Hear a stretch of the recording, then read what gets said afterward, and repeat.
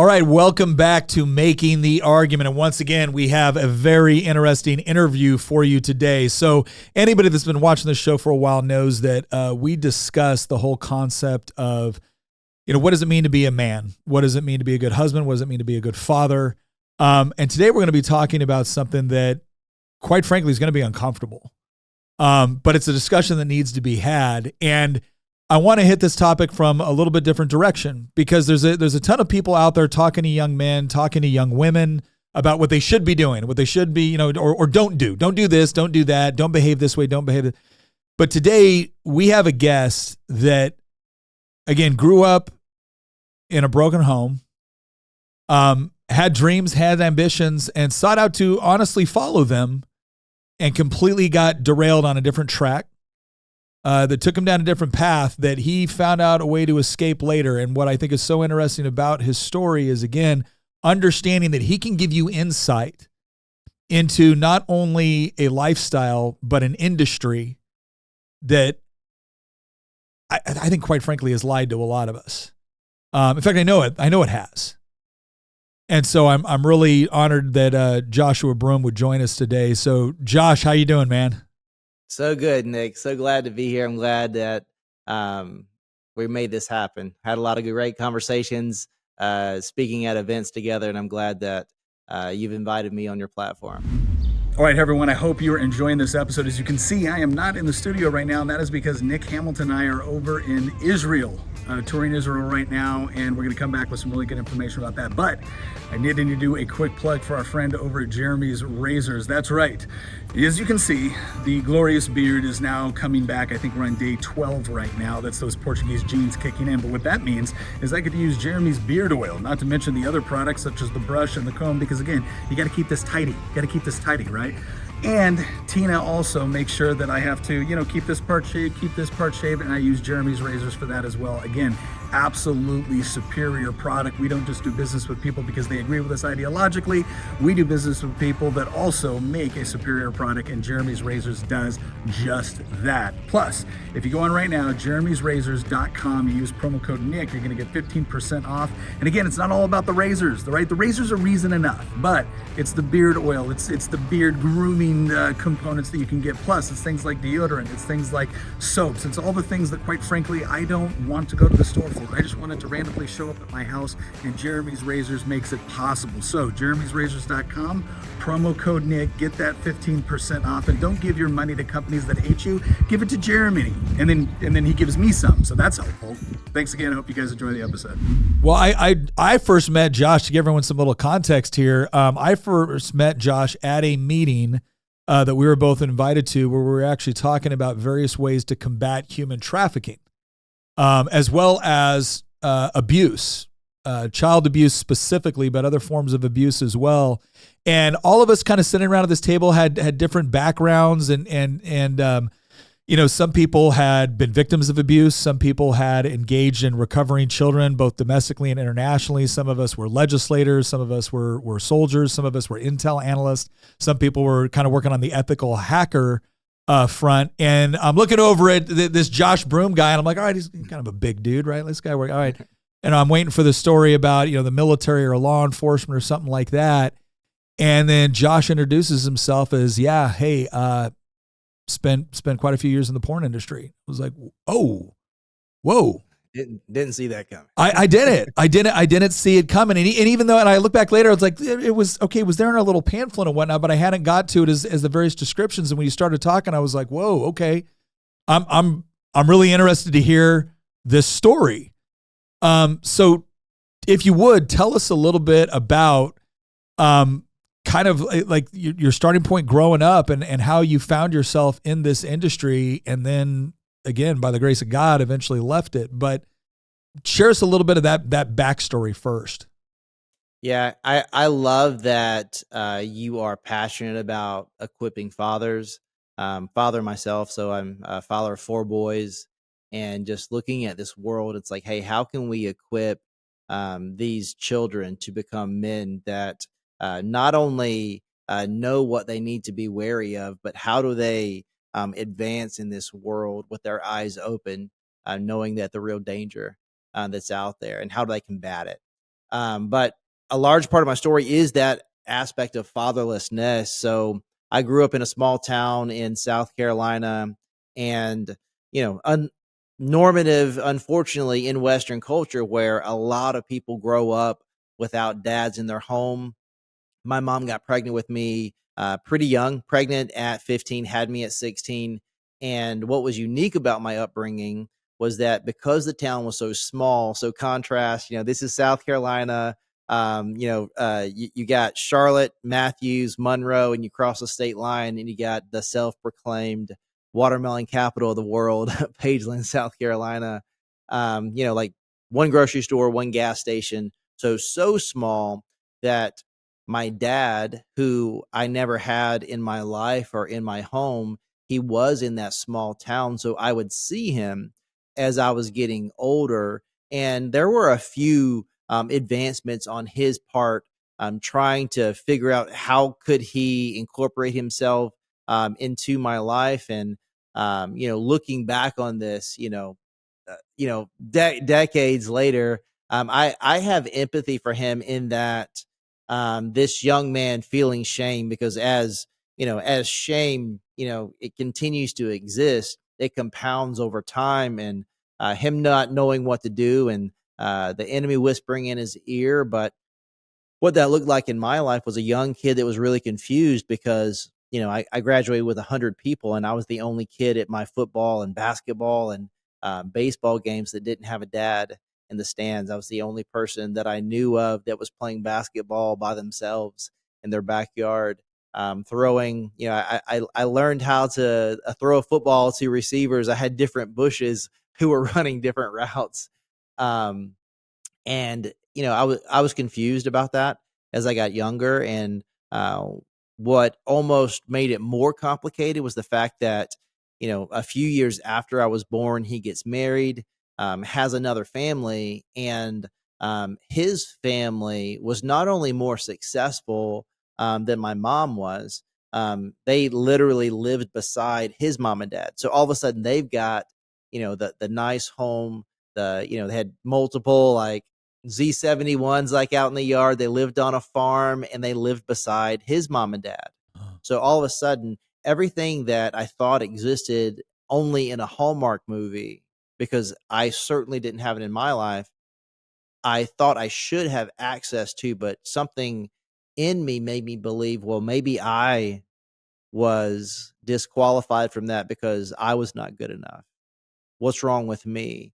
And it grew from curiosity to frustration. And then, all men are, have this God-given characteristic to be high achievers. And if it's in, that aspect of your personality, if it's surrendered and submitted to the person of Jesus Christ, it can be a great thing. You can, have great work ethic. You can do good work. You can, these things can be positive in your life if they're leading you to do good things. But through the lens of insecurity and brokenness, I believe that if I had enough, that I would feel like I was enough. So I sought out to be, the best student, the best athlete. And I thought, well, if I did those things, it would make me feel some sort of way. And I was trying to mitigate my broken heart. And if I'm honest, the thing that I wanted to hear was, son, I'm proud of you. Mm-hmm. And because I never heard that, I thought, well, if I could get enough yeses from girls and pats on the back and high fives and awards and accolades, I thought maybe, just maybe, that would fill the gap. And, like every momentary high, it worked for a moment, but when that high, it leveled back out, you actually felt more low because you don't have anyone to celebrate that win with. And that had to be, that had to be an interesting dynamic, because so my parents got divorced when I was young, but my dad was still involved in my life, but he also lived 500 miles away. So I saw him during the summers and the winters, but as much as it wasn't ideal, there was still this structure, and I kind of understood the nature of the structure. But you're growing up in a situation where, again, your dad's in town. It's not like you don't know where he's at. It's not like it's not like he couldn't see you more regularly.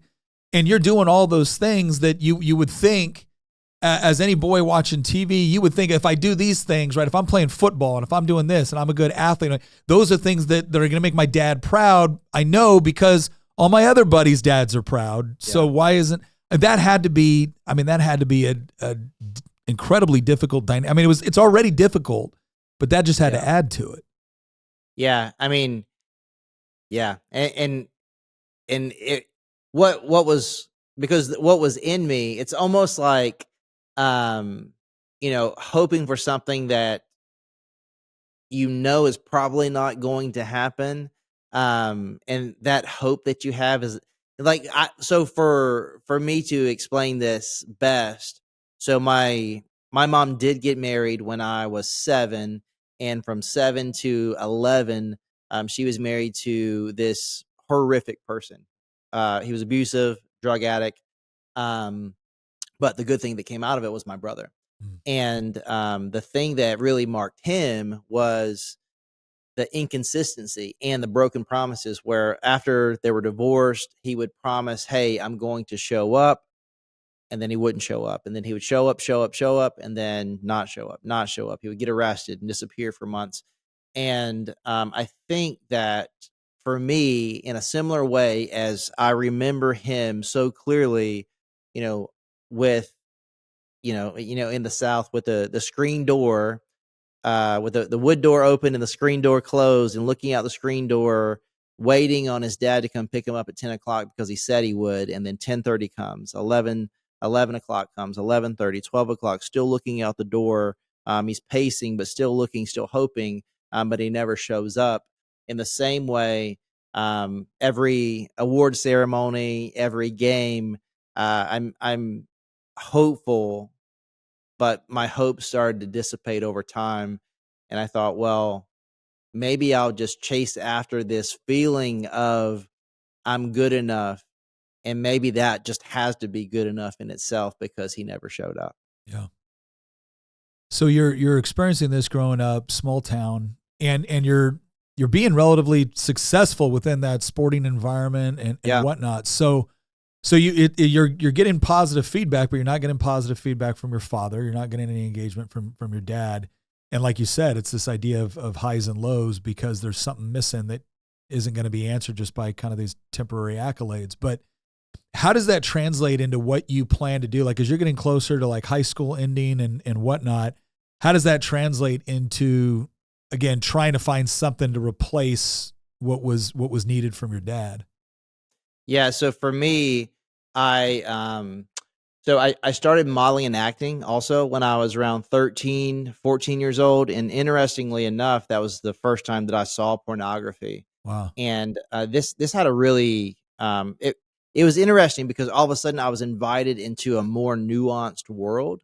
Because growing up in a small town, it's like I wasn't exposed to different environments, different foods, different, travel and things like that. So all of a sudden that became an aspect of my life. And that just, if I'm honest, that became a new dopamine hit of choice. It became a new drug of choice. And then when I saw pornography around that same time, it made me very curious in that I'd never seen love between a husband and a wife demonstrated. So for someone that wanted to be loved, I thought that when I saw this interaction in a magazine between a guy and a girl, I thought, well, maybe that's what love is. That's why, Romans 12:2 is so important. You're either being conformed by the world or you're being transformed by the renewing of your mind. It's either the world is going to educate you, or we're going to cling to Scripture being true, and we're going to allow God's truth to supersede what the world says. And but but I can just say real quick, so this is an interesting point that I think people that maybe haven't experienced don't quite understand. And when I say experience, I mean experience at that age and within that context. Because if you're growing up in an environment where you for relatively speaking, loving mom, loving dad, somewhat stable environment, you might be exposed to something like that, and even though the exposure itself is bad, you view it through a different lens. But if you're exposed to it not only at your age but under the conditions that you were, this isn't just, this is kind of a spicy thing to view. This is actually informing your view of what like, and not just, again, not porn in the way we think of it. This is actually informing the way you think about an appropriate male-female relationship. Yeah. I mean, literally, I went from, for the way that impacted my life, it wasn't a catalyst for me being addicted to pornography. It was a catalyst for me saying, okay, I've got, opportunities to go on dates with these girls and doing all these things. All of a sudden I thought, well, if I engage with women in that way, maybe I will feel the thing that I'm searching for.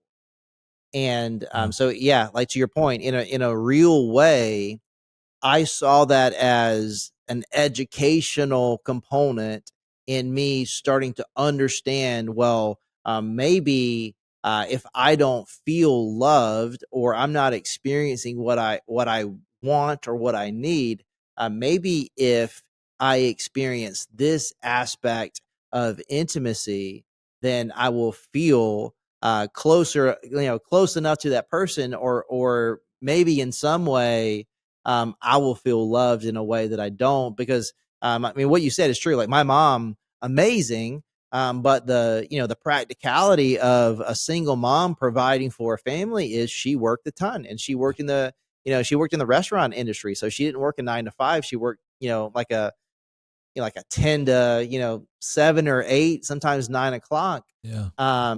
So that was tough.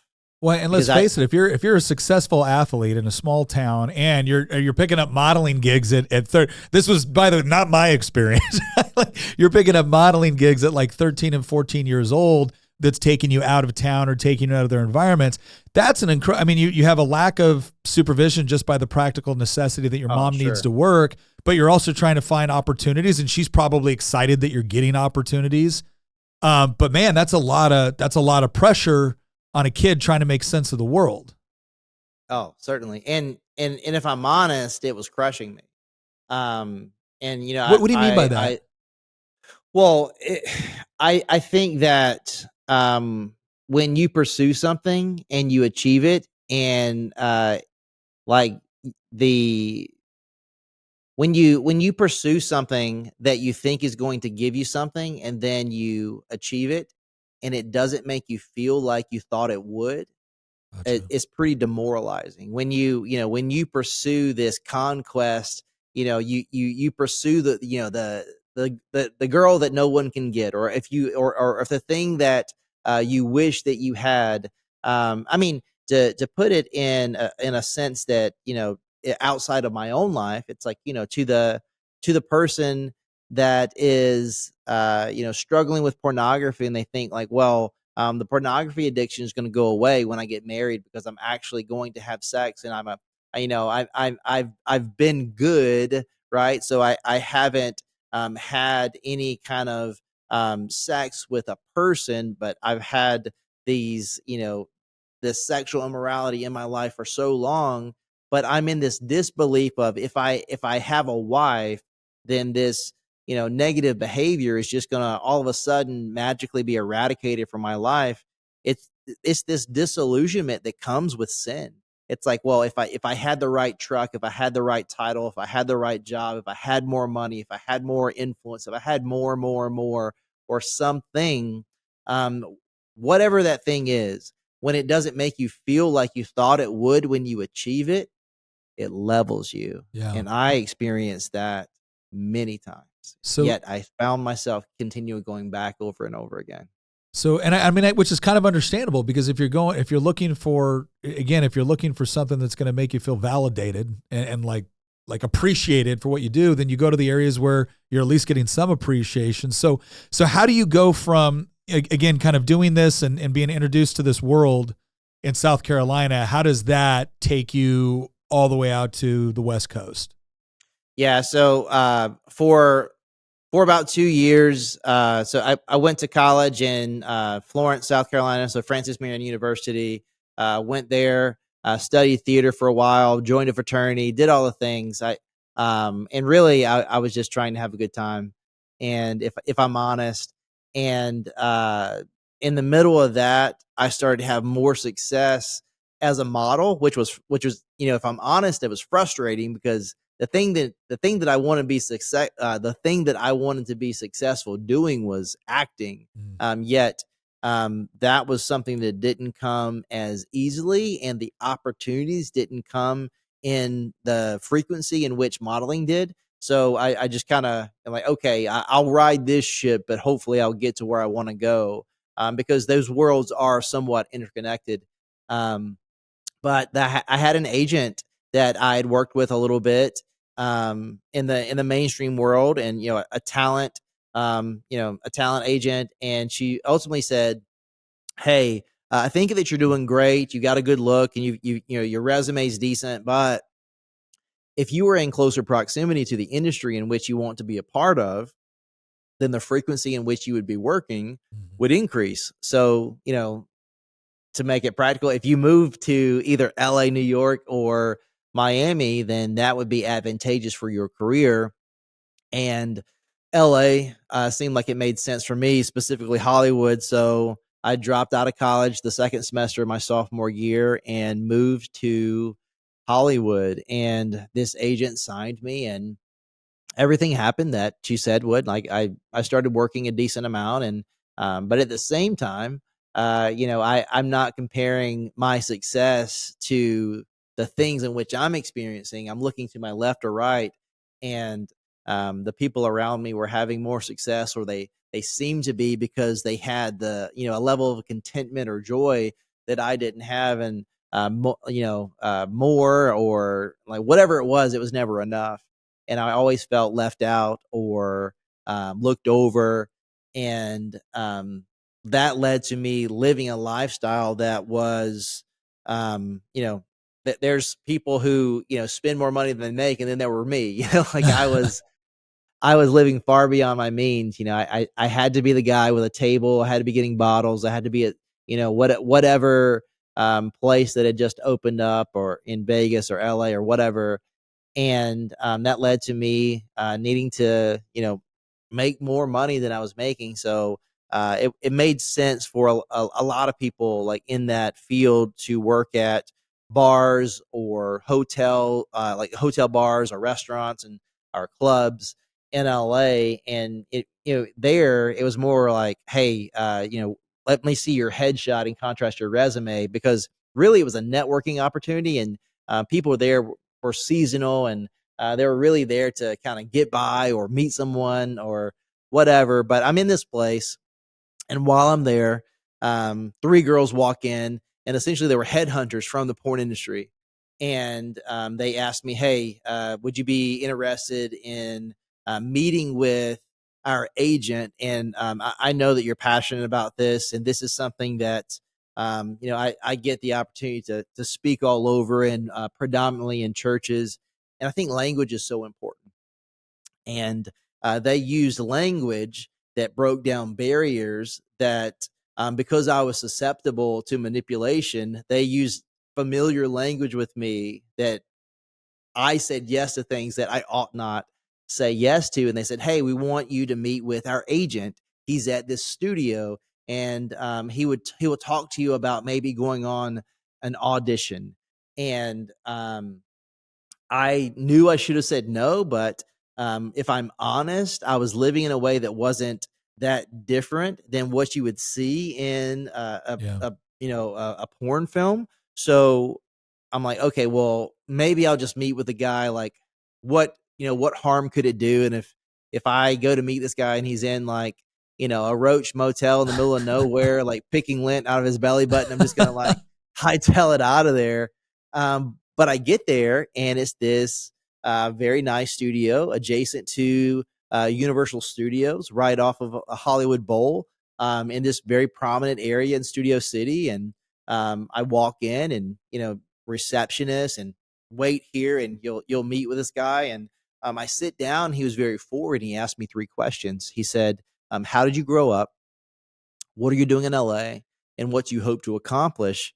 And in retrospect, he wanted ammunition so that he could have a conversation contextually, so that he could say what I would need to hear for me to do what he wanted me to do. So let me back up one second here, because I think this is important. You said, so initially you're at a club or something like that in LA, and you get approached by the three women that are headhunters, and they like you kind of identified, they knew exactly what to say to you to get you to consider what they were Sure. putting down. Because so right off the bat, they understand that they're asking you to do something that's outside the norm.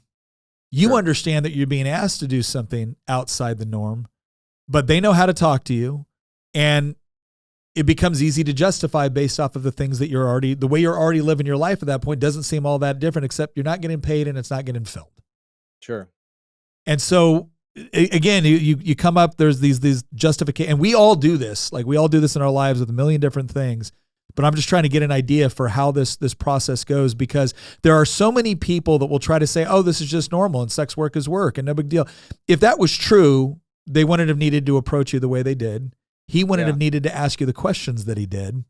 And I find it fascinating. I have never been to a job interview, not once, where the first question out of someone's mouth was, how did you grow up? Yeah. So did you see that as him just being friendly, or was there any sort of red flag associated with that?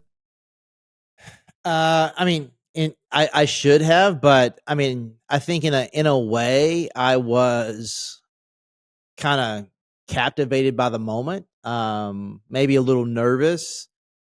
So I think that because I was not self-aware in that moment, I was so insecure that every time I engaged with someone, I thought that I had something to prove. Got it. You know, How old were you? if I would say 22. Oh my gosh. So if I mean, I would say like from, like 22 to really even like all of my 20s and some of my teens, it's like, I would describe it as, Kurt Lazarus. Like I was a dude playing a dude disguised as another dude that didn't know what dude he was, like, Yeah. because I called it a first date mask, so I didn't think I had anything truly valuable to offer. So what I would often do when I would interact with women and even, friends, I would examine them and hear what they had to say. And I would try to become who I thought they wanted me to be so that they would like me, because I thought if they actually knew who I was, I would be that same kid that got rejected by their dad. Got it. So, he's asking me, how did you grow up? I grew up just me and my mom. So he's looking for ammunition to manipulate someone. Okay, he comes from a broken home. He's looking for something he doesn't have. Why are you in LA? I'm here to model, act, be in this creative space. So really nothing there. And then so interestingly enough, I think is the most intriguing. The third thing he said, what do I hope to accomplish from being out here? And I said, I hope to be famous. And it's so interesting because famous is vague. It's not real. It's kind of the same thing as like being rich, because what quantitates being famous, what quantitates being rich, even if you attach a metric to it, it's somewhat fictional, because there's no, there's no like set, like, okay, if you do that, you achieve this. And I thought, well, if enough people liked me, if enough people knew me, if I did enough, maybe then I would feel like I was enough. And so interesting that you said what you said a minute ago, because the shame that's associated with it, and this this obvious, this is not normative behavior. After he says, okay, you're going to be the guy, he says the porn industry is shifting to parodying these big films, and because you have acting experience, that's going to be advantageous for you. So you'll be the lead in these films. You'll make a lot of money. You'll be successful. Everyone will know your name. And it's like, okay. Oh, and then by the way, the first thing you're going to do, no one goes by their real name. The first thing we're going to do is choose a pseudonym in which you're going to go by. That in itself points to, if it's so cool and if it's so amazing, why is the first thing you do choose another name to go by? It's because there's this innate level of shame that's associated with it that you don't even have to speak about. It's like thinking about, if someone sent you an inappropriate picture when you were at the library and you had your phone and you saw it and someone walked by, you would immediately turn it down. And it's because there's something in you that just knows this is inappropriate. This is off. There's something not right about that. And I just find it so interesting that no one in that industry goes by their name. The first thing they do is they choose a name to cover up their real name because they don't want their true likeness to be associated with that behavior. You know, the explanation for that now seems to be, well, that's just because of archaic notions of morality or social constructs. And as soon as we get rid of those social constructs, and as soon as we get rid of that traditional morality that's holding us down, well, then we'll be able to experience all of this and guilt-free and shame-free. And really the problem is the shame, not the thing leading to the shame. But let me ask you this. So he's selling it, right? He's identified right off the bat that there's brokenness. He knows that and again, like you said, that third component where you said, what do you want to get out of this? And you said famous, and it's like, well, shoot, he can actually craft what that means for you. Yeah. And if he's providing and again, you're 22. So you're 22, he puts out this offer. Do you just kind of accept it right away? Or is this something that you kind of wait and see if other things, develop, or do you just, did he sell you? Yeah.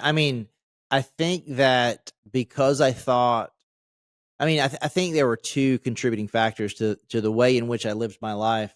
Number one, I didn't have a real foundation or anything in which I built my identity out of. And there were, we have these memorial stones in our lives where we can look to, like, okay, these were moments that shaped us, some for good, some for bad.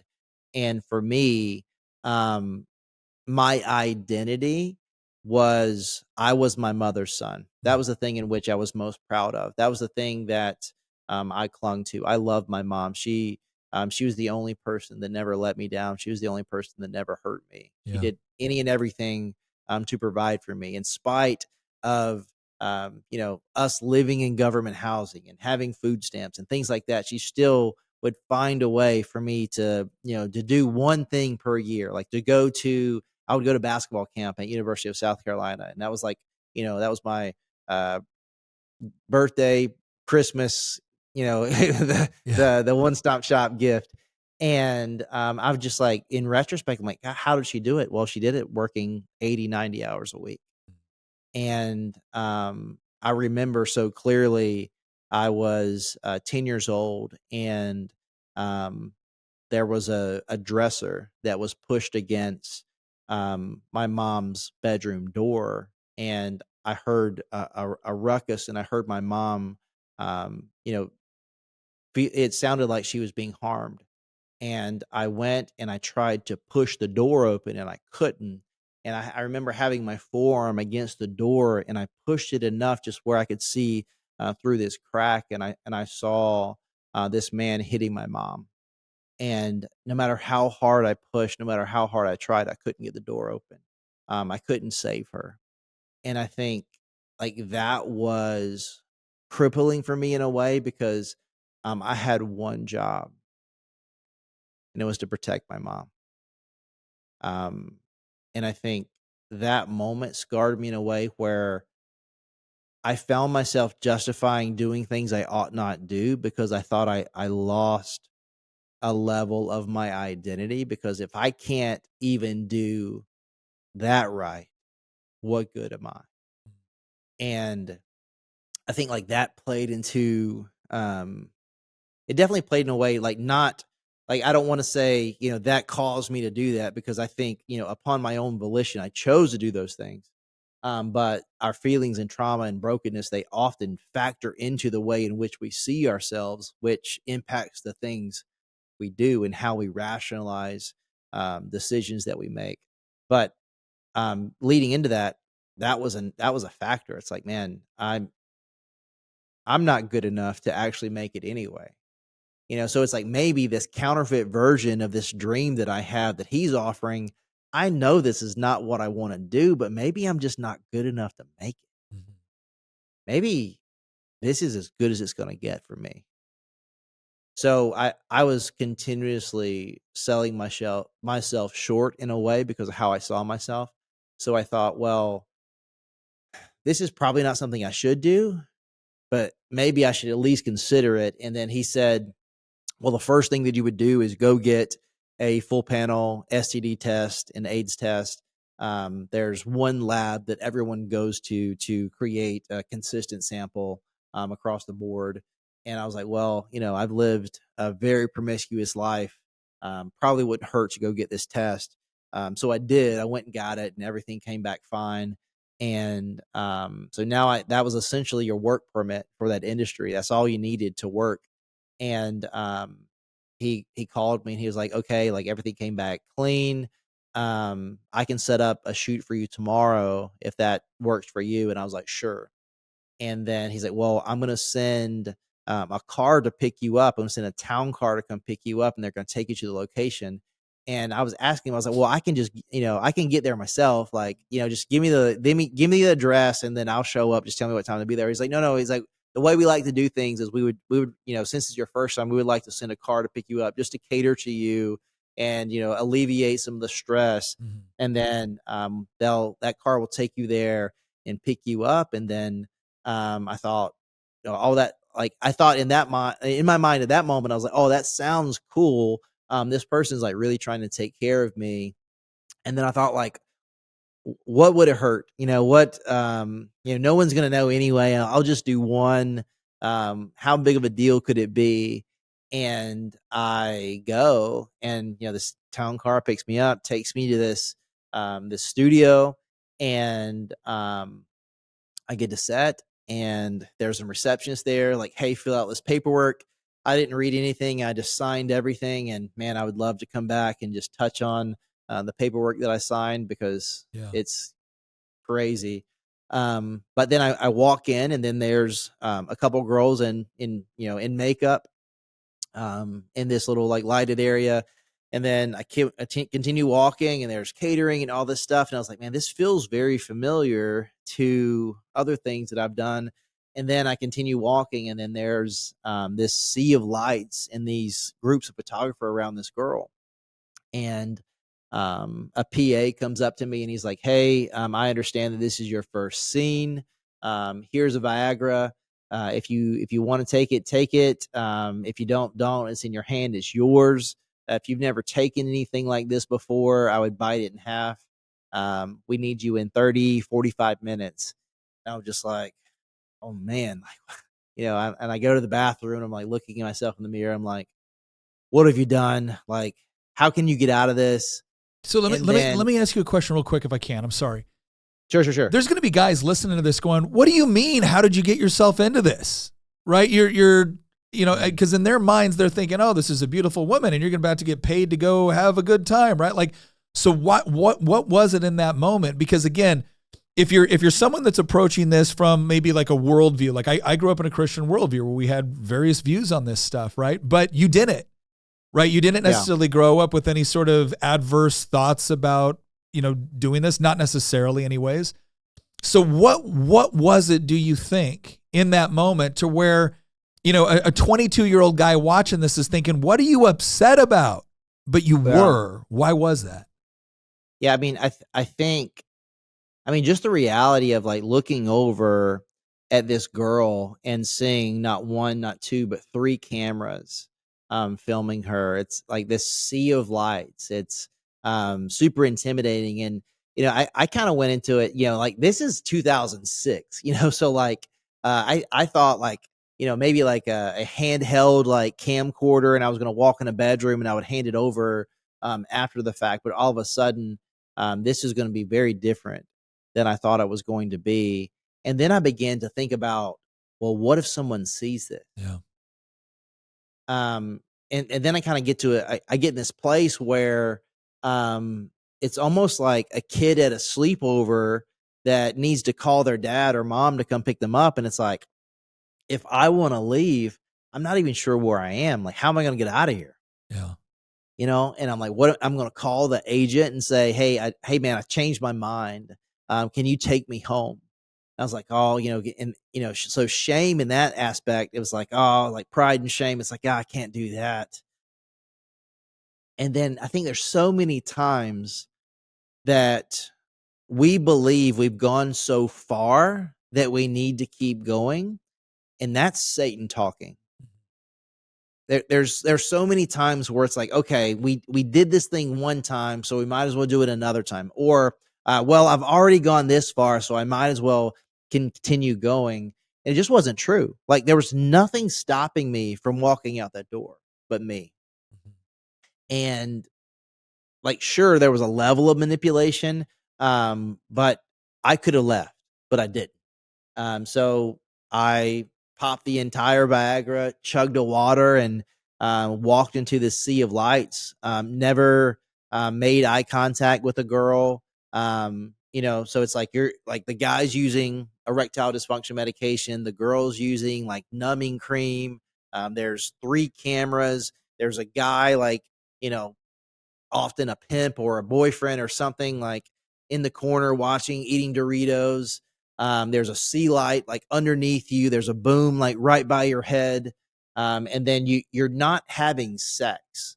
Like you're doing something that looks like sex, but it's not for you, or it's not for engagement. It's for the camera. So you're having sex in a way that is for the camera, so you're uncomfortable and you're not doing what you want to do or doing what feels good. You're doing what you're told to do.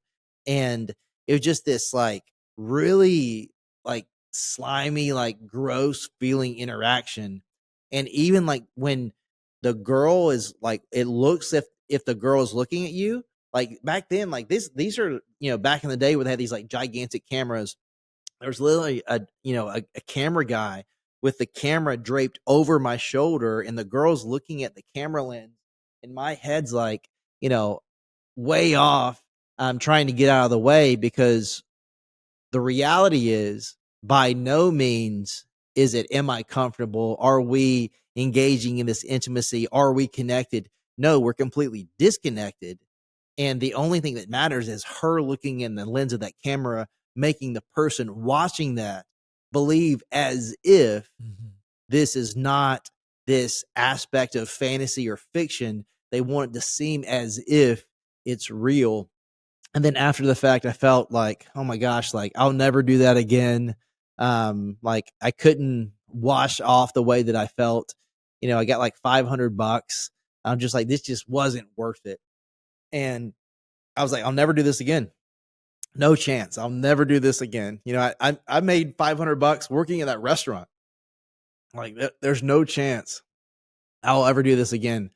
And a few weeks go by, and that clip that that scene that I did, for the most part, it went viral. And then all of a sudden, fraternity brothers, friends from home, people started seeing it. And if anyone that's from a small town, it only takes one person to know one thing about your life for everyone to know everything about your life. And word gets back to my mom, and she, growing up in the South, it's like how much of your name is used is contingent of how much trouble you're in. So I knew when my mom used, Joshua Broome, I knew that I had done something wrong, and she knew something. And she's like, did you do a porno? And I was like, I did. And she cried, and I hurt the only person that never hurt me. And I could have responded by saying, I'll never do that again. I messed up. I'm sorry. Instead, I let the feeling of shame override my commitment to being her son. And that's when I started pushing her away, even though she continued pursuing me. And then about a week later, when I thought like, okay, the coast is clear. Like, what am I going to do? Now, like when's my next job gonna come? And I was actually super excited, because regarding acting, I just got it. I just got invited to be part of like the improv. And like being at the improv, it's a place where you sharpen your improvisation skills, and just like really great for like off the cuff. It's like when you go on auditions, it's like you might have this monologue that you prepared a million times, but all of a sudden if they throw a character at you that you haven't read for before, or a personality that you're not familiar with, if you haven't had some reps doing stuff like that, you're not going to be as successful. So this really prepared you for a lot of things. But anyway, I got a call from my agent. It was like, hey, could you come down? And normally if I came down to meet in person, that was a good thing. I was like, okay, like here's an opportunity that we should evaluate. Either it's like you book this like fashion week and you're going to be going to like Paris or London or whatever for like X amount of time, or here's this project that you might be working on. Instead, she's like, hey, I want to be just upfront and honest with you. Your name is attached to pornographic content. And, mind you, this is 2006. So very different world back then. So I want you to know that I think a lot of you, and I think you have a lot of potential, but our organization cannot be tied to your name, because your name is now tied to pornographic content. So unfortunately, we can't represent you anymore. So I wish you the best. Again, and we think the world of you. Wow. And all So of a sudden, had it ever occurred to you that doing that would have cost you your agent? I mean, I think there was a level of, or did you just think this was really kind of be a one-off thing that maybe got seen in certain circles, but you just didn't anticipate it was going to go so viral? Obviously, that your hometown was going to know about it. Yeah, I mean, I think it was a lot of factors. It's like, because I didn't watch a ton of porn, Yeah. I wasn't aware that, okay, like I'm doing a scene for what was then the most popular, most visited website. And like they were doing some stuff digitally that I wasn't aware of. Like I was aware of like porn that was on, like of course like on the internet, but for the most part I thought like, okay, DVD and like magazines where like porn existed or whatever.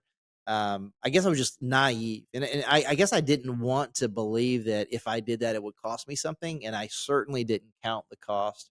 So I think there was a level of me being naive. But yeah, so I didn't, like, I certainly didn't think, well, if I do this, this for sure is going to blow up everything that I've been working towards for the last 9 years. But it certainly did. So what happens next? Yeah, so I mean, I thought like, okay, like in the acting space, I understand like that, like, I've been essentially blackballed from that industry, but I was like, modeling, it's like, I could probably still continue modeling. And that was kind of like always like my, my second choice anyway. And I started calling around, and all of a sudden nobody was calling me back. Nobody was emailing me back. And I was like, man. And then right on time, the porn agent calls me. He's like, hey, everything went great. The director, the producer, like really liked working with you, and I would actually like to sign you to a long-term contract and represent you as your agent. And I thought, well, and I mean, I think there's so many times where, again, it's like, if you believe a lie to be true, like if you believe a lie to be true in a way, that lie becomes truth to you. And I believe that, well, this is the only thing I could do. This is my only option. I was in a crossroads. I wasn't in a one-way street. Again, I was 22. Sure, I would have had to like moved and shifted some things, and maybe I couldn't continue doing what I was going to do. But I mean, I was a sharp dude. It's like I could have done something else. But I allowed my thought processes to make me believe, okay, well, this is my only option. And if I'm going to do it, just who I am, I can't, half tell anything. It's like, I don't know what it's like to just dabble in something. Like if I'm going to do it, I'm going to become the best. And then I was like, okay, I'm going to say yes to signing this contract. But I've got some pretty significant goals. I want to make, $1 million by this time, and I want to win these awards And the agent was like, certainly. He's like, easy, you'll do that. And the scary thing was I did. I did everything I set out to do. But what I thought was, when I eclipsed the metrics in which I set, I thought on the other side of those metrics was peace and joy and fulfillment.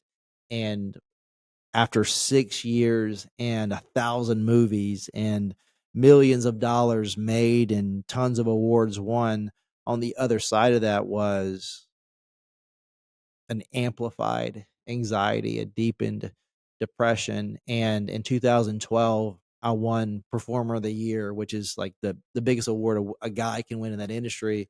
And when I won it, and it didn't make me feel like I thought it would, crushed me. And not too long after that, about 6 months after that, I was still working, and I did a film in Atlanta, and I'd flown back to LAX, and I decided on the plane that I was going to take my life.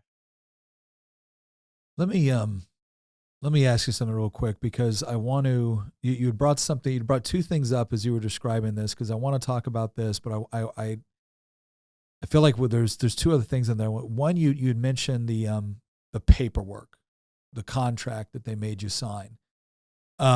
Because again, they got you into a situation here where, again, you get paid your $500 and you're thinking, okay, that's a one-off thing, never going to do it again. And then they come back and he signs you. And what did you mean by that? What did you mean to say that, man, you wish you would have read it? Well, on the contract you sign, there's certain amount of paperwork you're filling out as an independent contractor, but in addition to that, what you would sign is that you're waiving all rights from them selling the content to as many third parties for an unlimited amount of time. So there's no amount of people that can own different aspects of that content, both the pictures, the sound, and the video. So they can partition that into any way they want, and they can sell it to as many people as they want. So what that looked like is that I did one film, and yet I found my face on sex toys. I saw my picture on dating websites. I saw dating profiles and all this stuff. And all of a sudden, what I didn't realize is that one piece of content was broken into hundreds of pieces of different content owned by different people who were all profit. Yeah. Well, and this is, and also I think people look at it. It's easy for people in 2023 to look at this and say, well, how did you not know that putting your stuff out on the internet was going to go? This is 2006, man, different world. It wasn't, I don't think a lot of us, we still had no grasp of putting something in the internet was forever. Yeah. And essentially for everyone. And, and especially in a commercial thing where now you've got one of the most powerful industries, if not the most powerful industry on the internet, pushing your stuff out everywhere to make as much as they possibly can on it. Yeah. And to your point, I mean, just in retrospect, thinking about this, so I've been out of that industry for 11 years, and there's 33 people, well, now 34 people that have either committed suicide or died of overdose that I was personal friends with. That these are people that I know their real names. I knew where they were from. I shared meals with them. Real people that I had personal interactions with that are dead. And 100% of these people, when they died, their obituary said their stage name and how many films they did, and that's who they were. And then the porn industry would make a compilation film in honor of them, and they would monetize the very thing in which led to their demise. Because all except a few of those people, what they end up doing is, this is the trajectory that specifically girls go on. You come in the industry, you have a no list. There's a list of things that you don't want to do. And after you have, a certain longevity in your career, after you've done X amount of movies for, X amount of time, your popularity often starts to dissipate because people are looking for new, and they've seen you do all these things. And the director, I'm sorry, the agent goes to different studios and say, "Hey, how much will you pay for them to do the thing they haven't done?" And they take essentially an auction, and they say, "Okay, $50,000 to do this act they haven't done." And then the agent comes back to the talent and says, "Hey, I know that you haven't been getting a lot of work lately, but guess what? This studio out of nowhere just called me, and they said they would give you $50,000 to do this thing that you said you didn't want to do. And I know you said you didn't want to do it, but if you do this thing, then your name will be relevant again, and people will start hiring you, and you'll have extra funds to do whatever you want to do with." And then they say yes to do it. Then all of a sudden, the thing that they do that they didn't want to do, it just becomes part of who they are. Because in that, when you're living that way, and I speak from personal experience, it's not that you felt ashamed because you sold yourself for sex. You were your shame because you were, a sex worker, in that the only value in which you have is to sell yourself for sex. And your yes starts to get minimized because you're in an environment where directors and different people are telling you all the time, who's going to marry you, who's going to hire you, what are you going to put on your resume, what else are you going to do? You might as well keep doing it and do more and go further, because who's going to take you seriously? Wow. So your no loses its validity, because if you say no to something, then you're saying no to the only thing you can say yes to. And if you do say no, that thing in which you can only say yes to is maybe going to be taken away from you. Maybe that director is going to stop hiring you. Maybe that production company is going to stop hiring you if you don't do the thing they asked, and they know that. So they get you in initially. They kind of do that whining, dining, make you feel special thing. Then once you have it, it's almost like they got you, because now they can manipulate you with the idea that nobody else is going to take you seriously. You're not going to be able to work in other fields. Where do you go after this? Yeah. And then it's the security blanket again with, well, here's the no list. Here's the things you don't ever have to do. This is up to you. But it sounds like what they do is they get you in, and once they got you, they run you through that no list until they've used everything that you've got. And then the final thing that they do is profit off of your death. Yeah. Jeez. That's and that's the story for 33 people who were my friends that should be alive today. That they saw this tunnel of darkness ahead of them, and they didn't see a life worth living, and they saw a world that viewed them, as this person on this internet that did these things, and they're carrying this scarlet letter in which will always be the case. So what's the point? If I can't even pursue something else, I can never outshine this persona in which I was for moments of my life. This now outshadows every aspect of my identity.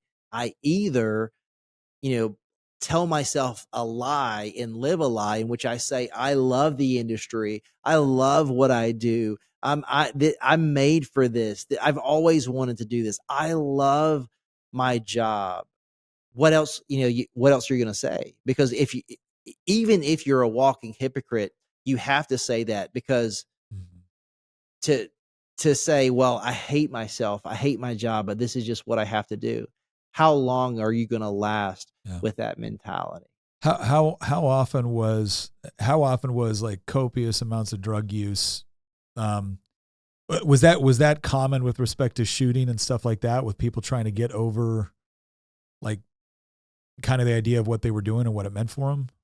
So what was sad was that the people who were most successful in the industry, they took care of themselves. And I mean, for me, it's like I abused, steroids, HGH, like, etc. And I certainly like drank and partied and stuff like that. But for the most part, if you would show up to set inebriated anyway, you would get sent home. But it's the after the fact. So like many times, people were not using drugs to do the work. They were using drugs to cope with what they did, and then they became addicted. And then later on in their career, yes, they would be the ones showing up to set high or drunk, or you know, Let me, or going through withdrawals and having to do the scene so that they can go get the hit, so that they don't feel bad about the thing that they just did.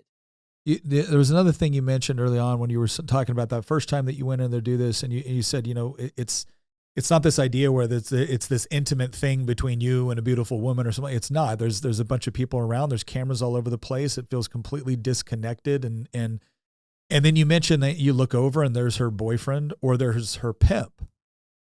Now, how often would you say? Because again, we first met at a anti-human trafficking event, and you were kind of sharing your story about like what this industry is really like. And obviously, it's not like guys are walking in with pimp on their business card. But was it prevalent that there would be women there that in one way or another, felt coerced or maybe just as if there were just no other options. They just been. So it was an absolute anomaly if that wasn't the case. And you're in retrospect, like thinking back, there were a lot of sites that were labeled as barely legal, and teen porn was the most popular niche. And you're there was one company that would hire girls, and everyone on set would be celebrating because it was their birthday. It would be their 18th birthday. And just in retrospect, it didn't even like occur to me. They're 18 today, yet they're on set, and they lived in Ohio or somewhere else. They don't live in LA. Yeah. So how does this person who turned 18 today, go through the processes of testing and, being flown to LA and knowing where to be? Like, what led up to them getting there? And almost always it was someone who was operating as a pimp. And the way that looked like back then, so this is when Craigslist wasn't as creepy of a place, but on Craigslist, it would be like I would say, when I was in the industry, like 2006, 2007, especially, this was probably 75% of the girls who were in the industry. They applied to a photo shoot that was on Craigslist. They would show up, and the photographer would take photos of them, and then the photographer would ask them to remove one article of clothing, or pose in a provocative way. And then the moment that the girl would say, I don't feel comfortable with that, or I want to stop, or I don't want to take that off, or I don't want to do that act or simulate that thing, they would say, well, you signed a release when you got here, and I'm going to use this content regardless of what you say. So just know that you're ruined. Like, everyone's going to see this. And if you don't finish doing what I'm asking you to do, you're not even going to get paid. Jeez. So not only can I promise you that these pictures are going to be everywhere, you're not even going to get compensated for what you did if you don't finish doing what I'm asking you to do. And almost all of the time, the girls would say, okay. And they would continue doing what they had asked them to do. And then you ask these girls, well, how did you get into the industry? It's like, well, I did this photo shoot that my boyfriend set up, or I went to this photo shoot, and then, I did this stuff, and I met this guy, and I did this thing, and it was time after time after time. It was someone that came from either a broken home, or they'd experienced abuse, or they were abused, and they led to them believing that, well, this is just who I am, so this is what I have to do. And you look at the correlation of, like, why would someone stay in an abusive relationship? And I mean, as crazy as the 33 number is that I shared about suicide and overdose, I think the number is around 250 people in the last 30 years that have died of murder, suicide, overdose. And it points to people putting themselves in situations in which they don't value their worth, and they're certainly not valued by the people they are with. And they end up in harm's way. Why? Because the thing that they crave most is consistency. And even if the person or environment is toxic to them, they're so sure that they're going to be rejected by any and everyone else. The consistent thing in their life that they can cling to, that's the only thing they have. So they're drawn to the chaos, so they stay there because there's So, comfort in the chaos, because that's the one thing they can depend on.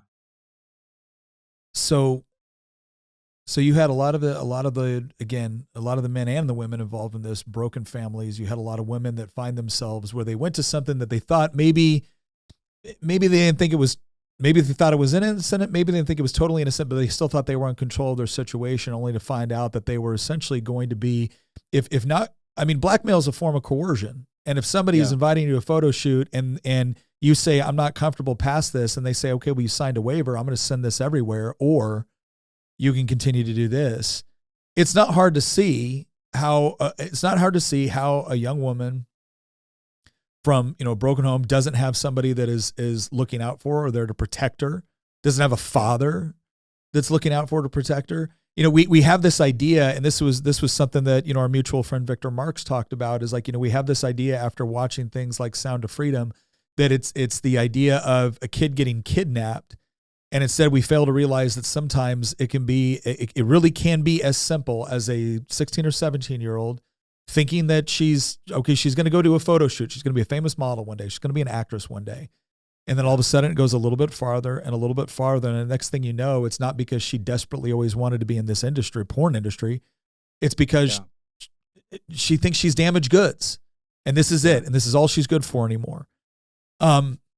Let me ask you this. So you're going through this. You've been, again, you yourself felt captured into it at some point. Like this is the only thing left that you could do. And if this is the only thing left you're going to do, well, then you're going to do it. You're going to do it well.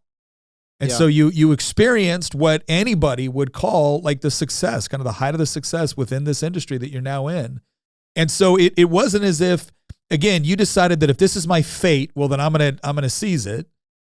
Yeah. In the hopes that maybe by being the best at what I'm doing, that's going to provide some validation. That's going to provide some peace or some sense of meaning or purpose. Yeah. And then you find yourself flying back, having achieved, relative success in this, and you're getting ready to kill yourself. Yeah. So what happened? Why did you land in LAX and not go through with it? What stopped you? Yeah. So I got back to my place and I wrote down on a piece of paper reasons I want to die. And I actually still have this. I wrote, "You will never be a father," because I wanted to become the thing I never had.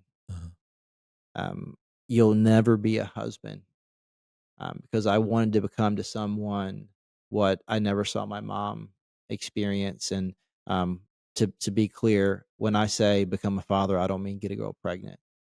I mean be someone's father. There's a huge difference. And then same thing for being a husband. I wanted to be a husband to someone. And then lastly, I said, I wrote, "I'll never contribute to the world in a way that leads to positive change." I thought I disqualified myself from those things. If I was disqualified from the things I wanted most, then what's the point? And I had a check in my pocket, and I look at that check, and on the memo of the check, it was clear that I'd been compensated for sex.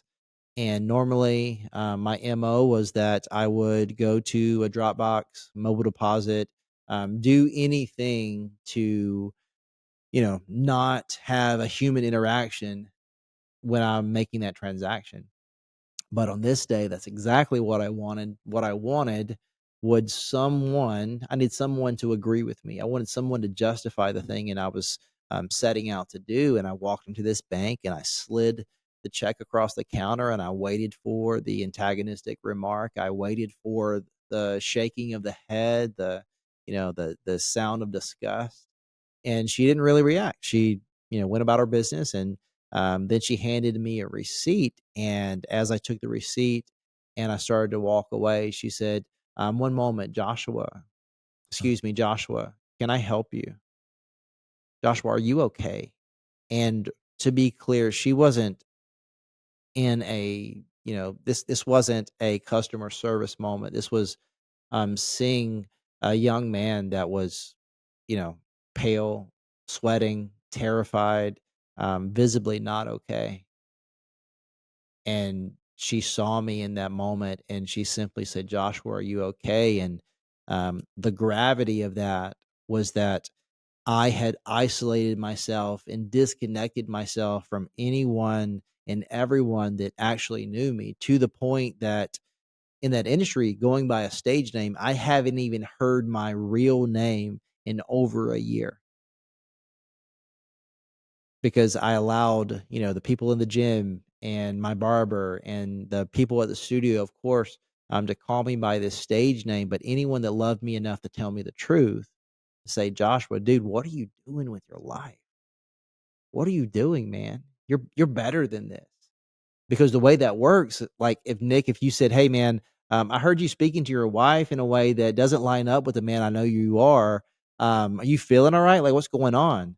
I could say, "Nick, thank you so much for telling me, man. I needed to be called out on that.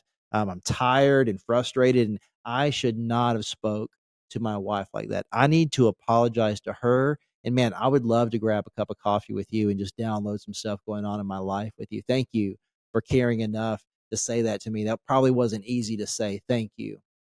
That's one way I could respond. But another way would be, "Dude, don't tell me how to live my life." Mhm. And I push anyone that loves me enough to tell me the truth away. And that's what I had done. So anyone that wasn't patting me on my back on my way to my detriment, I disconnected myself from them, so I didn't have to face the reality of, what, I have ruined my life. And if because I didn't see myself possible, I didn't see change possible. So I thought, okay. And then I even believed the lie that, well, I'm doing my mom a favor of disconnecting myself from her, because I've even disqualified myself from being a son. Like, what do I have to offer her? Like, she's saying that she loves me and she wants to talk to me and she wants me to come home for Christmas, but she's saying that because she has to. She doesn't truly mean that. So I'm going to do her a favor and relieve the burden from her and remove myself from her. And so at this point, my mom had been calling and texting me for weeks, and I just don't respond. So when that teller said that, it kind of woke me up, and I felt the weight of me robbing that knowledge from my mom. Am I okay? And I run home and I call my mom, and she chews me out. But, um, after she chews me out, she's like, "Man, I love you so much. I'm so glad you're okay, and, know that, uh, you'll never not have a place here, and you'll always be my son, and I love you so much, and I just wish that you would please come home." And that's all I needed to hear. When I heard everything I didn't think I was going to hear, I picked up the phone and I called everyone that I needed to call. And I was like, I quit. Subleased my place, and I was out of there, and never did porn again. But what I brought with me was the, the very real mental and emotional damage that comes from living like that for so long. And even though I put myself in a different space, I still had a lot of trauma to deal with. And I started working at a gym, but same mentality. I'm like, well, I ended up getting this really great mentor. His name's Jason Davidson. He poured into me. He was the strength conditioning coach for the Carolina Hurricanes, and currently he leads the Thor program at Fort Bragg. Mm. Just incredible man that that encouraged me and gave me a kick in the butt at the same time. But I had a lot of doors open up because of my commitment to excellence and him vouching for me. And had a lot of success in the health and fitness space, in the strength conditioning space. And while I was doing all that, thought, well, if I get enough, accreditations tied to my name, if I do enough good things, if I put enough good dirt on my bad dirt, I won't feel dirty. Mm. And I didn't think I was truly possible of change, but maybe I could manage people's perception of me, and I could do enough good things so I could minimize the bad things in which I'd done. So maybe even though no one's probably going to respect me, they could at least not have this disdain for me because of these things that I've done. And I lived that way for about 2 years. And so about 2 years into living that way, this girl walks in this gym, and the prettiest thing I ever seen in my life. And I go and I ask her out on a date, and she shuts me down, Mm. which made me fall in love. And I continued pursuing her and asking her on dates and lunches, and she just wasn't having it. And she was like, "Okay, we can go for a run." And I was like, I'm more about like pushing sleds and doing sprints, but I guess I'll go on a run. And we met to go on this run. And when we got there, I just had this overwhelming feeling of like, man, I can't lie to this girl. Yeah. I can't hurt this girl. And I'm going to then I made it about me. I was like, I'm going to do her a favor. I'm going to tell her about myself. And then, she'll want nothing to do with me. And when she Wait, is got this like there, the I was like, first hey, date? yeah, this is like this probably Wow. wouldn't even be considered a date. This is Wow. probably and what I was trying to do is I was trying to, damage control. I was like, hey, like if I go on a date with her and like then like if I don't disclose this information to her, like she's so precious. And she was like, the best athlete at this gym. She was a gymnast, like college cheerleader, like really accomplished, like CrossFitter. So it's like everyone at the gym loves her. So it's like if I hurt this girl, like I might get fired. Mhm. Everyone, like all of like these people are gonna hate me. So I'm like worst case scenarios in my head. But again, making it about me. So I'm like, I need to tell her this so it doesn't like really impact me. So when she gets there, I'm like, hey, I got something to tell you. And I feel like I like blacked out. I'm like, hey, here's every bad thing that I can, grasp in the last, my lifetime. And at the end of this, just like word vomit of me saying things I'd never said to anyone freely, because I mean, like I had got found out by people and had to say, yeah, you're right. Those things are on the internet. That is me. But I was never forthcoming with this information. Yeah. And this was the first time I had done that.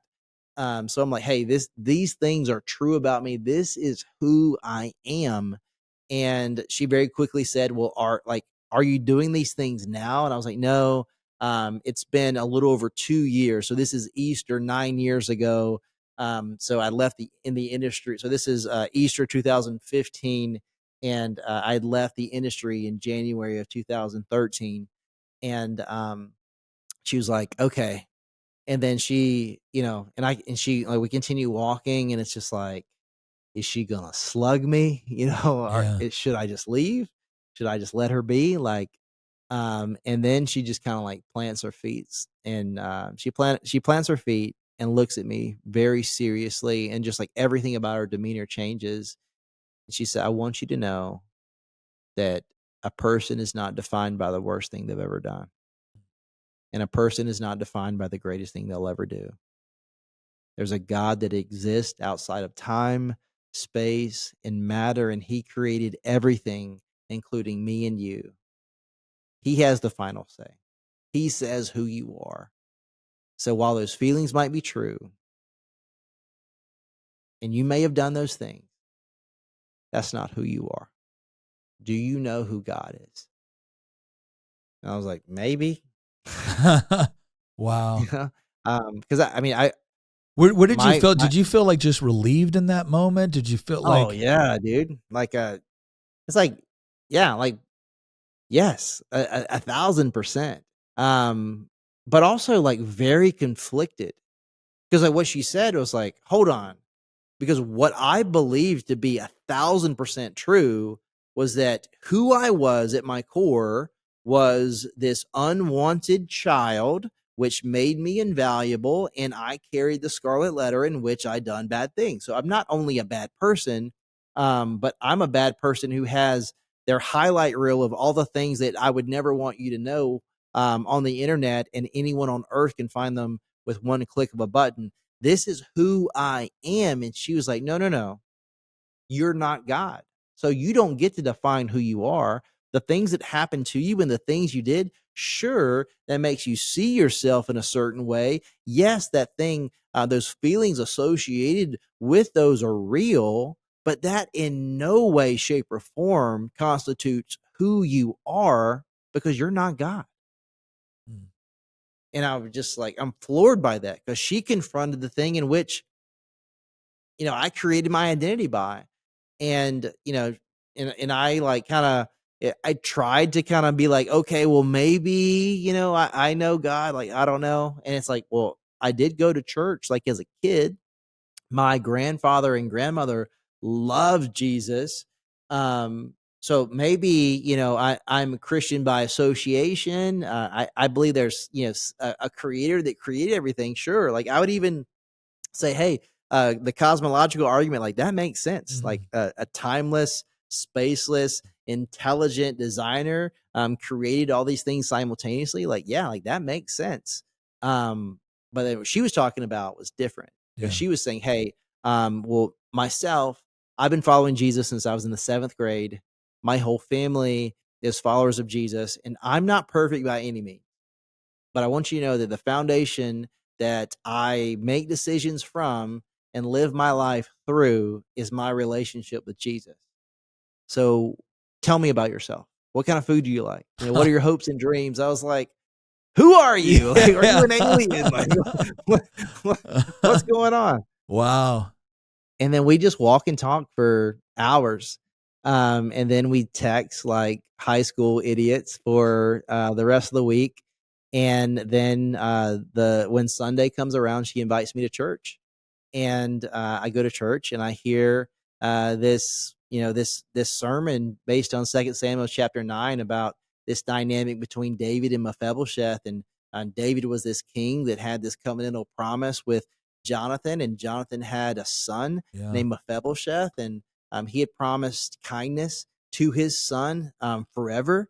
And even though his grandfather Saul and his father Jonathan had died in battle, David, now being king, he could have seen Mephibosheth as an adversary, because historically, if anyone existing outside of the kingdom from a different family that had any kind of lineage pointing to the kingship, they were hunted down and killed. So Mephibosheth was in this place called Lodabar, meaning place of no pasture. So he was in this desert wasteland in Palestine, just waiting on doomsday. And then David sends a guard to go find him. And now he's standing in front of him and says, hey, I'm not going to kill you. Actually, I'm going to restore your grandfather's land. I'm going to invite you to be part of this kingdom, and you're going to sit at my table forever. Wow. And his response was not, wow, thank you. His response, I resonated with so much. He was like, don't you know who I am? He's like, he referred to himself as a dead dog. So 2 Samuel chapter 9, verse 8, he refers to himself as a dead dog. He was like, well, that's great and all, but don't you know who I am? Don't you know who my daddy is? Don't you know what my grandfather did? Don't you know I'm lame in both feet? Don't you know who I am? And I'm sitting there hearing the story of Jesus. I'm at this point where like the historicity of the Bible, undeniable. The historicity of Jesus being a real person that really was born of a virgin, lived a perfect life, died on the cross, rose again. I like, okay, I'm with you. Romans 10:9. If you believe in your heart that Jesus is Lord, and believe that he was, raised on the third day, if you confess that with your mouth, like you will be saved. Like I'm hearing all this stuff, and it's like, okay, that's great for whoever that's for, but I'm disqualified from that because you don't know my story. Yeah. And then he read Hebrews 12:2, and it talks about it was with joy set before him that Jesus endured the cross, and something invaded my mind and my heart when I realized that yes, Jesus was perfect in every way. He was fully God and fully man, so he's fully perfect in every way. So yes, he was obedient to his Father, but also it was love in his heart that sent him to the cross, because he knew who he was dying for, and he was dying for me and for you. And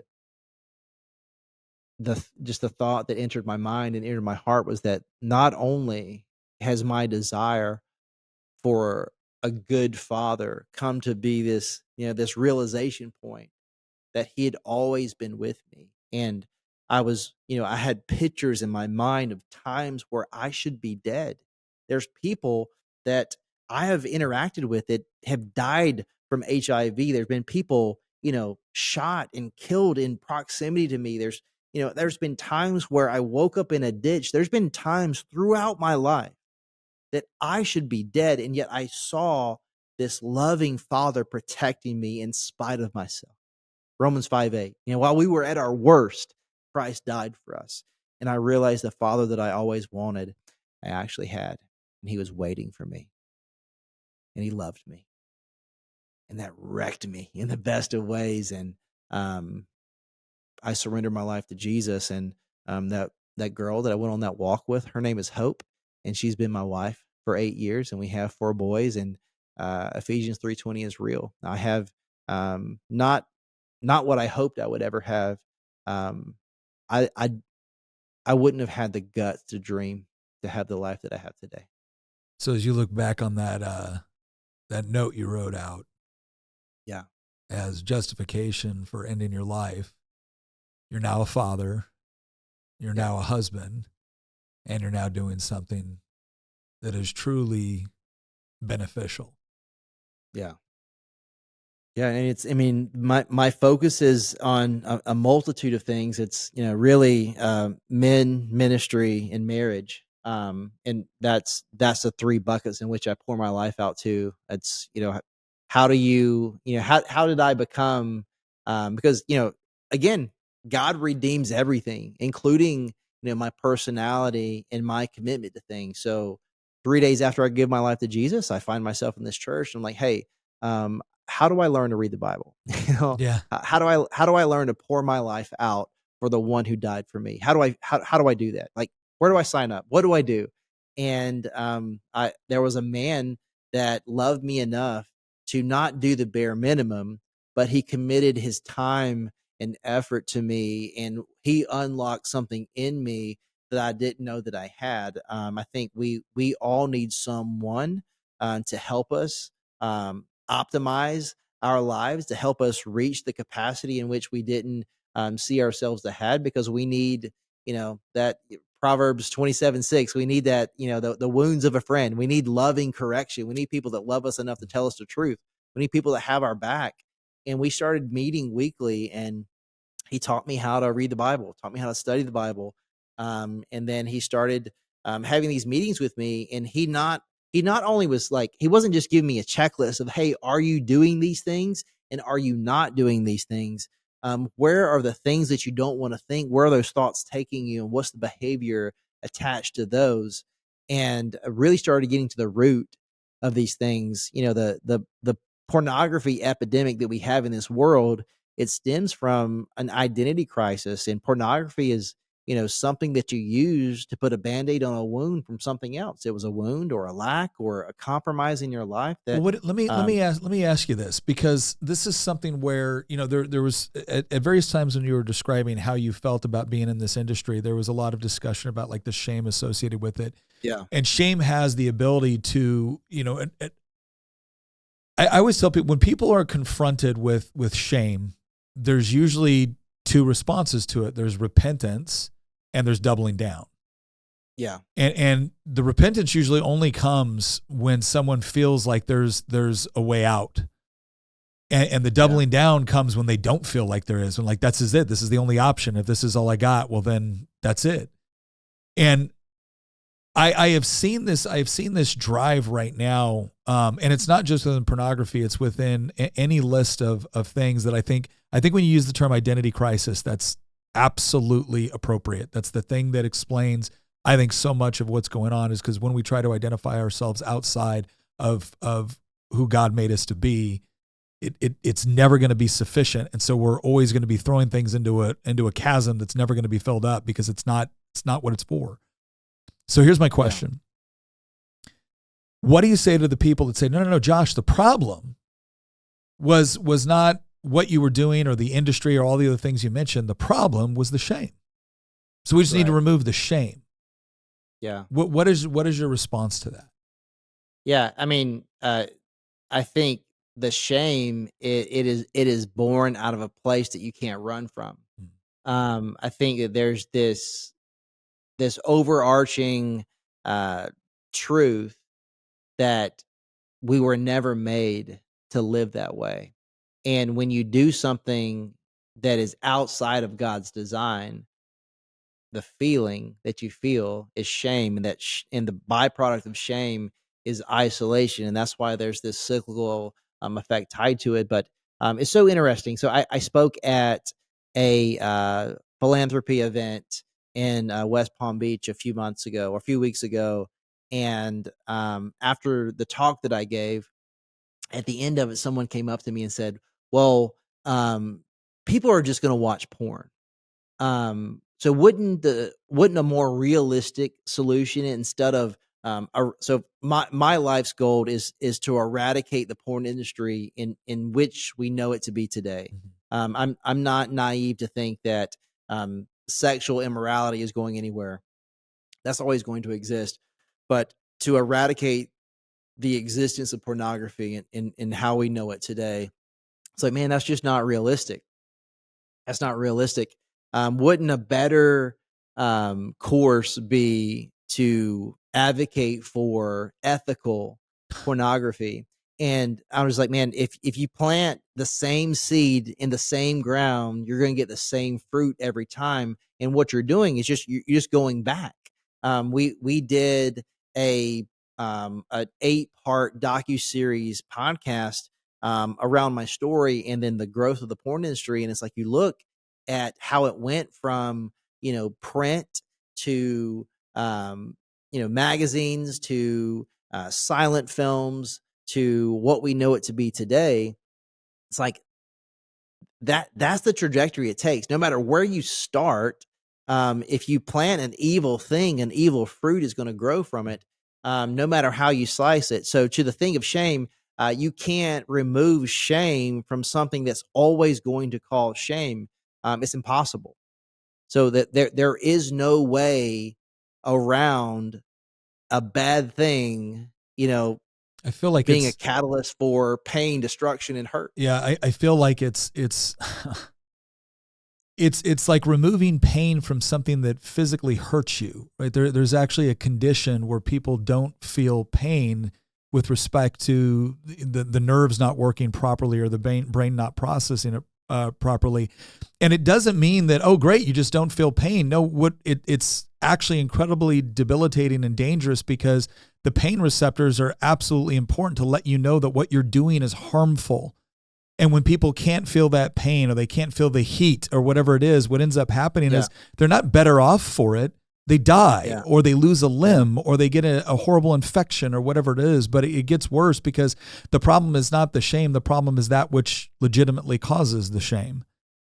Yeah, you look at, the mental health crisis that exists in, in America, and it's tied to chronic loneliness. And why does loneliness exist in the way it does? Well, if you're disconnected and discontent from the way in which you're living your life, well, that's only going to compound over time. And when you're disconnected from and you're suppressing reality, every time, that's going to look like it, creating depression, anxiety, feelings of self doubt, wondering what's your purpose in life, and so on. Um, and it's because we've bought into this fact that we can, self govern ourselves. We can create this autonomous life where I know what's best for me. And that's really back to the garden. It's like, did God really say? Mm-hmm. Did God really want you not to eat from the tree? He's withholding something from you, and the reality is He's actually protecting you from yourself in the world. And that's why the word of God is so important. I say it's a gate and a weapon. It protects us from destruction, and it equips us for reality. Well, John, I appreciate this, and obviously we've spoken before, and I've seen you speak before, and I've always found it impactful. But I think one of the things that I really appreciate about the conversation that we've had here is that, this is something that I think. Well, first of all, I think it gets downplayed sometimes how much young women struggle with pornography as well. Yeah. But yeah, I mean, just like the data. Yeah. Just like the data says. So 18 to 24 years old, 94% of guys see porn once a month. 67% of women, 18 to 24, see porn once a month. It's talking. Well, yeah. and like you said, I think one thing that I would want, both, young women, but I also obviously I'm a man, so I can't understand it exclusive. I can't understand it from a female perspective the same way a woman could. But I guess for the guys out there that watch this, and we do talk a lot about what does it mean to be a man, like a real man? What does it mean to be a husband? Yeah. What does it mean to be a father?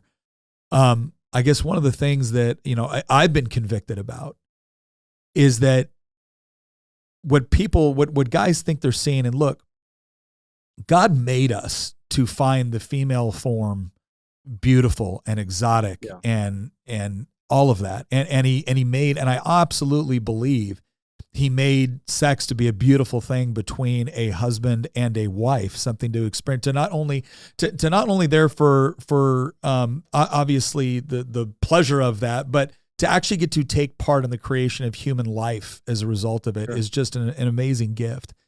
And I think a lot of times what guys are chasing, especially guys now that feel as if the possibility of them finding a wife or having, being a husband, being a father one day, being able to do this, where they almost see it slipping away at the same time that they're being offered this artificial thing, which is once again degrading sex and intimacy into nothing more than response to stimuli. And I guess what I want them to know, because you've been able to provide them insight into this in a way that just most people can't, or at least not with the same authority, right, is that what you think you're watching is actually very, very broken people who may or may not be coerced, may or may not be physically coerced to what they're doing, but at the very least are probably being socially coerced into what they're doing, that are having to deal with, are usually relying on substances and whatnot to cope with the results of what they're doing, that don't want to be there, that probably didn't show up that day because this was their lifelong dream, but showed up because they didn't think they had another way out, or they thought they were getting something different than what they did, and then all of a sudden it was too late. They thought it was too late to turn back. That's when you consume that. If you're asking yourself, why would somebody do it? If you're asking yourself, why would, hey, they're getting paid, they're getting compensated, they look like they're having fun, or whatever else. If you want to know what is behind the supply of everything out there that leads to destruction, death, depression, suicide, you want to know what's behind it? Demand.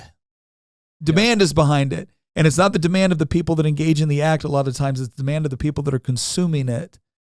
And so the question that you have to ask yourself, if you want to be the sort of man that is going to be protective, that is going to provide, then when it's that girl that you're watching probably doesn't want to be there. That guy that you're watching, that was not his plan for his life, regardless of how glamorous they might try to make it sound. Now that you are in the position of the husband and the father, what is your advice on that? How do you plan to contend with those questions and that temptation that inevitably faces both men and women? Yeah. I apologize in advance for the tangent in which I'm about to go on, but I would just say, so a few things. So number one, like as a man, I get the honor and privilege of speaking to men in a lot of different capacities. And I do chapel for a few NFL teams, and I'll share with them like, hey, is your capacity as a man important to you? Do you want to be as impactful and as effective as you could be? If the answer is yes, the neuroscience and the reality of consuming pornography, it makes you lethargic, it minimizes your ability to have integrity, and it makes you not value people. And that's just true. That's not my perspective coming from someone who has a Christian worldview. This is just the reality in which the neuroscience tells us. It impacts your brain in a way where if you look at a CT scan of someone that does heroin and someone who's consuming pornography multiple times a week, the tracks that goes to your brain, it's similar. It shows up on a CT scan. It's impacting your brain to the synapse and to that extent. And if you see people where relationally, if I'm training myself to extract value from a person and I'm treating that person like a product, you are a fool if you don't think you're going to start doing that in your real life. You're going to have transactional friendships. And I think another thing that this is tied to so deeply, people who consume porn don't have deep friendships. It's impossible for you to be completely open and honest with another man that you respect because you're carrying the weight of shame and you're probably having these shallow interactions and you're not giving them access into your life. And we need people that love us enough that call us out. But if there's not real relational equity there and I'm not giving you access into my life, how can you speak into my life? How can you truly watch my back? How can you help me become the man that I want to be if I'm not even allowing you to know me? So that makes you ineffective as a husband, father, in whatever capacity in which you operate in. That's just true. And then, like you were saying, pornography exists and it allows human trafficking to flourish. Kids are harmed because pornography exists. 94% of pornography contains violence.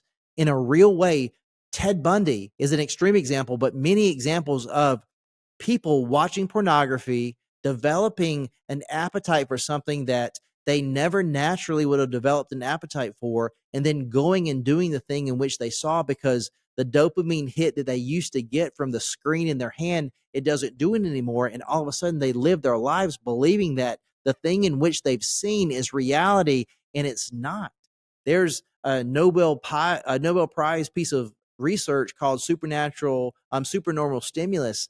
Dr. Tinbergen, he took a female butterfly and put it into outside, and he made this vibrant, better version of this female butterfly.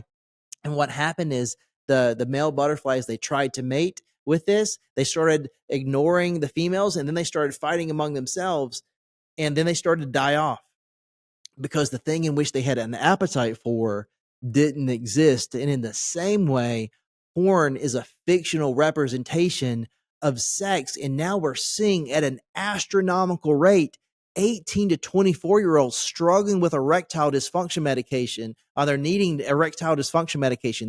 They can't be intimate with their spouse because they developed quote unquote fetishes for things that they've seen on a screen that don't happen in real life. And when their spouse doesn't measure up, they can't feel satisfaction because their satisfaction in their mind, it's so ingrained that it happens with a screen in their hand. There's bonding happening in a real time. And to the person asking themselves, I mean, I know I'm going a lot farther than you asked, but I'll just say this.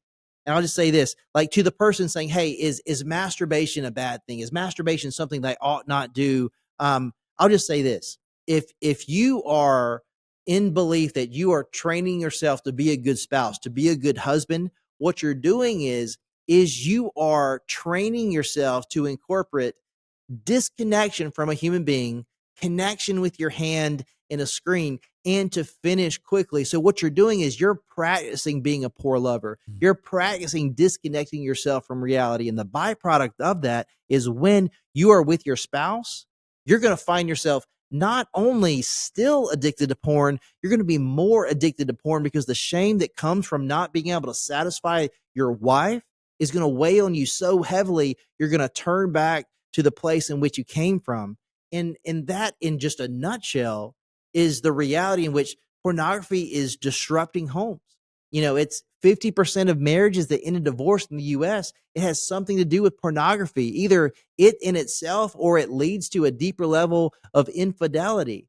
And then we see this research, man, this is the craziest thing. So 60% of kids who are sexually abused that go to the extent where they go to the hospital and they get examined, these examiners are saying on average, 60% of the time, the perpetrator is between 11 and 15 years old. 100% of the time, this is a sibling. And what happened is they're addicted to porn, and they're so addicted, and their mind has been so corrupted, it makes sense to them. And the most popular niche of pornography right now is incest.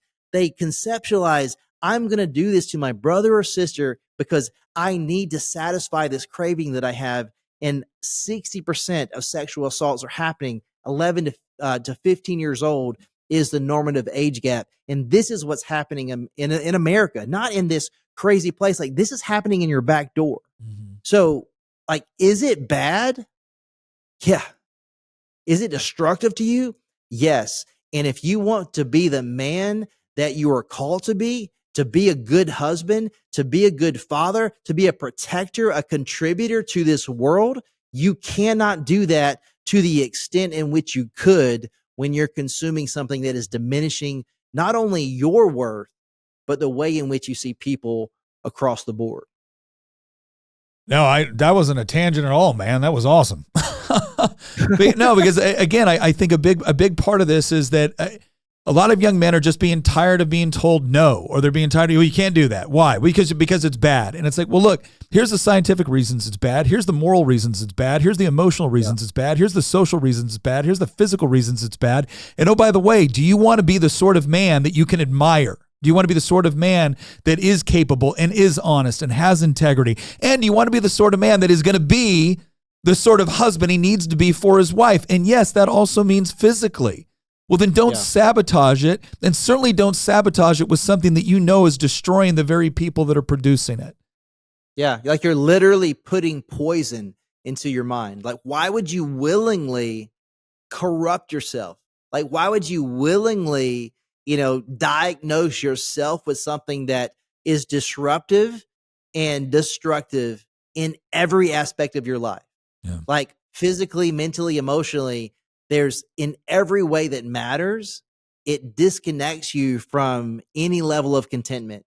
I'm preaching on Sunday, like literally on that message. It's called Imitation Intimacy. And when you're disconnected from the only source in which you can actually find intimacy, you're going to try to create it yourself. And pornography is the primary source of that. But there's a ton of other things. But man, when you are not connected to the source in which all life flows, you're going to be confused, and you're going to try to sort it out yourself. And man, you just can't. Yeah. Well, Josh, thank you very much for sharing. Thank you very much for going back and being able to share your history and the things that you experienced and the things that you made it out of, and the way that God met you along that path and saved you in ways that you didn't even know he was doing it. God bless your wife, Hope, for when you just, gosh, the gal didn't even want to go on a date with you, Josh. Right. And then the first time you go running, you do all of that. And she had the courage and the connection and the maturity in her faith to be able to look back at you and see what God had made and see what God was going to continue to do with you. And that's incredible. And look, for all the guys watching, for all the young women watching, look, we know this is becoming a very addictive component. It's something that most people in their life at some point struggle with to some capacity. And I guess I don't want you to watch this and think, it's here. It's one more thing where I'm being told I can't do this, or it's bad or whatnot, or I got to give something up. No, what this is you getting insight into what it actually is versus what it's been advertised as. Yeah, and like what? And the good. I was gonna say, like, wouldn't you want to know if you were walking into a trap? Yeah. We got to look. If you're gonna go to the store and you're gonna check the ingredients to make sure what's actually in that food, you just got the ingredients for something that you might be consuming that's actually killing you. Yeah. And at the very least, what it's doing. What it's doing is it is standing in the way of you actually having, like, the reason why people are seeking this out is because there is intimacy and there is love that they want. And the bottom line is that fundamentally, first and foremost, that's going to come with your relationship with your Creator. It's going to come with your relationship with God. And then if you're blessed to be able to find that spouse, that husband, that wife, and you want that relationship to be all it's supposed to be, spiritually, emotionally, intellectually, and physically, well, then the good news is put down the stuff that's poison in that, pick up the stuff that's actually going to make you effective in all those areas. And Josh, I can't thank you so much for being willing to share. Thank you for all the advice and the insight that you've provided. God bless what you're doing, man. And please give our best to your family and know that we're, again, it's an honor to know you. It's an honor to be able to, at least in some small way, host an ability for you to be able to speak to a new audience. Where can people find you online? Yeah, I was gonna say, I wrote this book right here. So 7 Lies That'll Ruin Your Life. So this book right here, and what's neat about this book is it's not my story. It's really the what came out of my story. So it's a healing or a recipe book for healing. So talking about 7 big lies that culture tries to propagate as truth, and how you can compound that truth. You can compound those lies with what is actually true. But yeah, so I am Joshua Broome is my social media across the board. Like I was sharing earlier, there's a lot of people that still to this day try to compromise my likeness. So if it's not verified, it's not me. Thankful for that process, even though you can buy it now. But yeah, so I am Joshua Broome across the board. And anyone, any organization that's looking to bring me in to speak or anything like that, my website is joshuabroome.me. Yeah, so Joshua BROOM dot. I'm sorry, Joshua BROOME.me. But yeah. All right. Well, hey, thanks you once again, and thank you to our audience for watching. Please consider going into the notes here, the show notes here. Look at our community chat. If there's someone that you would like us to interview, or questions that you would like us to ask in the future of someone you would like us to interview, that's a great place to go and share that. Once again, thank you very much for joining us on this episode of Making the Argument, and we'll see you next time.